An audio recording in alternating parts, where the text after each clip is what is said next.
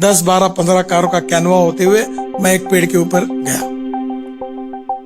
पूरी गाड़ी पेड़ के कारण ट्रक के अंदर घुस गई। मुख्यमंत्री का गाड़ी का ड्राइवर अनेक सालों से गाड़ी चला रहा था, वो अंधा निकला। इंपॉर्टेंट चीज है और मैं ये मानता हूं कि इसको एक्सपोज करना चाहिए। मैं मंत्री होने के बाद मेरा बोलना शायद लोगों को लगेगा कि मैं क्यों बोल रहा हूं। ये जो डीपीआर बनाते हैं, इतने घटिया क्वालिटी के डीपीआर बनाते हैं और हमको भी कोई शर्म नहीं आती कि वही प्रोसेस से वही गलत डीपीआर हम स्वीकार करते हैं, ना उनके ऊपर कार्रवाई होती है। स्टेट गवर्नमेंट में भी यही होता है, सेंट्रल गवर्नमेंट में भी यही होता है और डीपीआर वालों को कभी जिम्मेदार पकड़ा नहीं जाता। मुझे तो कभी कभी ऐसा लगता है कि सबको मिलाकर इनके ऊपर ही एफआईआर डालनी चाहिए, क्योंकि जब लोगों के मन में इसके प्रति ये जो एक उनकी गलती कितने लोगों की जान जाती है, इसका कोई ना कोई विचार करेगा कि नहीं करेगा। मैं भुगत भुगी मेरा एक्सीडेंट हुआ था, मैं लीडर ऑफ ऑपरेशन था महाराष्ट्र में। तब एक पेड़ पे जा red light car, police protection, siren car, 10, 12, 15 कारों का कैनवा होते हुए मैं एक पेड़ के ऊपर गया। पूरी गाड़ी पेड़ के कारण ट्रक के अंदर घुस गई और वो टायर के कारण बच गया, नहीं तो पूरे कट जाते थे। मेरी पत्नी थी, बच्चे थे, सब एक्सीडेंट हुआ पड़ा। कारण क्या? तो पेड़ रास्ते में आता है, उसको तोड़ने के लिए कलेक्टर को परमिशन मांगकर 3 साल हुए पर परमिशन नहीं मिली। फिर ड्राइवर को कैटरेक्ट निकला। फिर मैंने जब जांच की मेरे पीडब्ल्यू डिपार्टमेंट में, तो 40% ड्राइवर कैटरेक्ट वाले निकले। फिर एक मुख्यमंत्री का गाड़ी का ड्राइवर अनेक सालों से गाड़ी चला रहा था, वो अंधा निकला। फिर एक केंद्रीय मंत्री का ड्राइवर, उसकी एक आंख गई थी। यानी हमारे देश में मेरे समझ में नहीं आता कि इतने सीरियस इश्यू पर कितनी उदासीनता है, और ये मैंने बोलना लोगों के सामने मुझे अच्छा नहीं लगता। और इसलिए स्वाभाविक रूप से फिर कैंप शुरू हुए कैटरेक्ट चेक करने के। टोल नाके पर कैटरेक्ट चेक किया, चश्मे देने की बात हुई। अब हमने ड्राइवर के लिए एसी कैबिन लाई।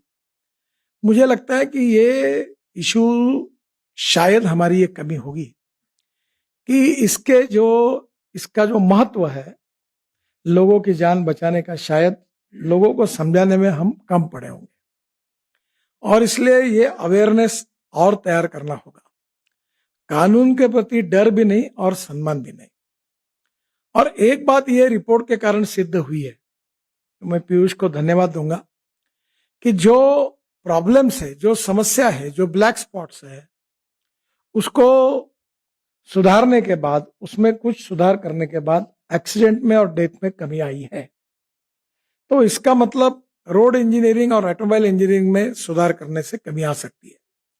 अब ऑटोमोबाइल इंजीनियरिंग में तो बहुत सुधार हो गया, सब लोगों ने 6 एयरबैग लगाना भी शुरू कर दिया है, अभी स्टार रेटिंग भी हुआ है।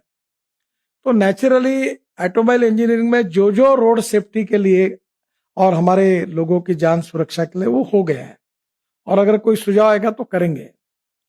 ट्रक और बसेस में भी बस का कोड था, कोई भी हाथोड़ा लेके बस में बैठता था और रोड पर बस बॉडी बनाता था। 6 बार 7 बार मैंने उनको टाइम दिया। अभी हमारे यहाँ समृद्धि महामार्ग पर एक बस आई, जल गई, 50 लोग मर गए। उस दिन मैं इतना गुस्सा हो गया, मैंने बोला सेक्रेटरी जी को कि ये खत्म करो इसको। अब प्रॉब्लम यह है कि बसेस में जब अभी ये जो बड़े कंपनी ने बसेस बनाए, अभी मैंने एक स्लीपर कोच बस बेंगलोर में लॉन्च किया था।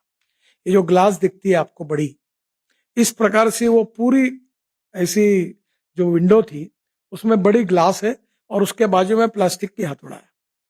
अगर बस गिर गई तो हथौड़े से वो तोड़कर वो बाहर आ सकते हैं। ये भी सुविधा ये अभी बस में नहीं थी। घटिया क्वालिटी कितनी बनाना सस्ता बनाने के लिए, तो उसके कितने लोग मर रहे हैं। और इसलिए अभी हमने बस में भी और कार में पीछे से बेल्ट लगाने के बारे में नियम बनाया।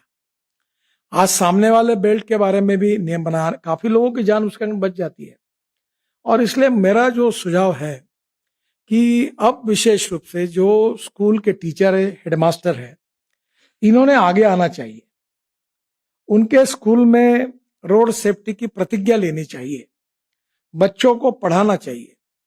चाहे इसके कितने डेंजरस है, कैसे लाइफ जा रहे हैं, कितने नुकसान हो रहे हैं, इसके बारे में एक लोगों का एजुकेशन, प्रबोधन, प्रशिक्षण और उसके साथ फिर उसका ट्रेनिंग, तो ये जो जनरेशन तैयार होगी इसका बहुत फायदा होगा।